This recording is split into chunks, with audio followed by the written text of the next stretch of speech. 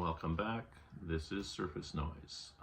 Today's video I am going to be focusing in on a couple albums by a favorite band of mine, and it was The National. These albums came out last year, but it's my first chance to talk about them. So this is the first Two Pages of Frankenstein and Laugh Track. So going back predating these albums, the previous releases we had from them were I'm Easy to Find, which is this right here. That was in 2019, and they hadn't, when they did that, actually they weren't even planning on putting a record out, because I think Sleep Well Beastwood was 2018 or 2017. Maybe they just finished the tour. They weren't really planning on getting going again. But they got involved with a director who wanted to do some film work with them, and then they wrote some music, and then it just expanded from there, and then they got a bunch of guest female vocalists to work on that, so they had that album. After that was 2019, so we headed into COVID, so they couldn't tour, they couldn't do much with it from that sense,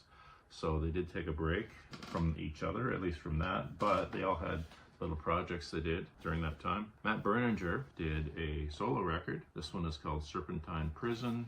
This is a nice edition. I have big booklet in here. Yeah, it's in there. Anyway, trust me. This is a double album. This is the whole album. Plus, I got the one that's has the extra.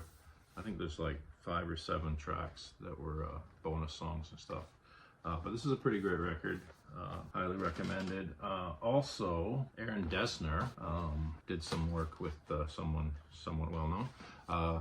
This is Folklore by Taylor Swift. He did some work with her, writing and producing, and this is the first time I really paid attention to Taylor Swift, to be honest. I played some of her songs, but never really been interested before. But this one, I thought, yeah, I could sense the influence of Aaron Dessner for sure on this, and I really do like this album a lot. And then he also worked on her with Forevermore as well, which similar, but I prefer Folklore. But you can hear his influence on those records for sure. And I believe Bryce Dessner actually may have done some work. He does some classical music at times, so I think he may have done some work in between. I'm not sure about that. I don't have any of that. But anyway, they got back together after all that, and they recorded the first 2 pages of Frankenstein, which upon first listen was a little slow, but I found that the more I listened to this, the more it grew on me. Once Upon a Poolside is the opening track. I listened to that one a lot. It just kept coming up on my when I'm playing on my digital listener. That song always seemed to come up even when I wasn't picking the album per se. This one had 5 singles off it actually, and that surprisingly wasn't one of them. But they had Eucalyptus, New Order T-shirt, Tropic Morning News, The Alcott, and Your Mind Is Not Your Friend.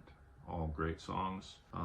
Once Upon a Poolside, coming back to that, does feature Sufjan Stevens. It's a great song. I really like that.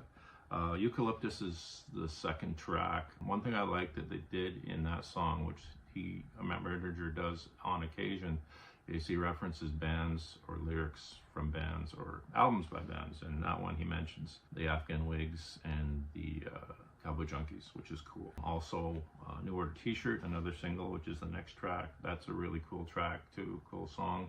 And they made cool T-shirts for that, which I thought was neat. This Isn't Helping features Phoebe Bridgers. She's actually on 2 songs on here. Your Mind Is Not Your Friend. She also sings on probably just background on that. But I think Your Mind Is Not My Friend is one of my favorite album titles or song titles for by The National. It's pretty cool. Tropic Morning News, a little bit more of a faster, bigger song. Really great though as well. The Alcott, that features Taylor Swift, another single. And there's a number of other songs. There's a couple of other album tracks too, which are quite good. But I find that the more I listen to this, the more I like it. It's growing on me more and more. And I just think it's one of those long game type of albums, you know. Later that year, they kind of surprise released Laugh Track. It only was announced a few days before it came out. Again, this is very similar looking. I mean, the artwork is almost identical. Just this one has the background that wasn't featured in the first 2 pages of Frankenstein cover. But again, this is really good. I think I still am processing it to a degree. But this was preceded by actually 3 singles they put out. I didn't even know that they were going to be part of an album, to be honest. They just were released digitally, and I didn't know what was, because they weren't featured on the other albums, so I wasn't sure. But that was Alphabet City, Weird Goodbyes, Space Invader. All great songs. Of the three, my favorite is probably Weird Goodbyes. It's a very kind of bittersweet, sad bastard music type song, very mellow and very cool. I like it a lot. Deep End's a good song too, Falls in Pieces. Surprisingly, it's just an album track, but like kind of a deep cut almost. That was really good. Laugh Track features Phoebe Bridgers. It's also a pretty good tune. And the other one, my favorite song on this, and my favorite song probably of the whole series of these two albums, is Crumble, which features Roseanne Cash. It's just a great kind of sad song, sort of a love song type thing. Just very nice, bittersweet song.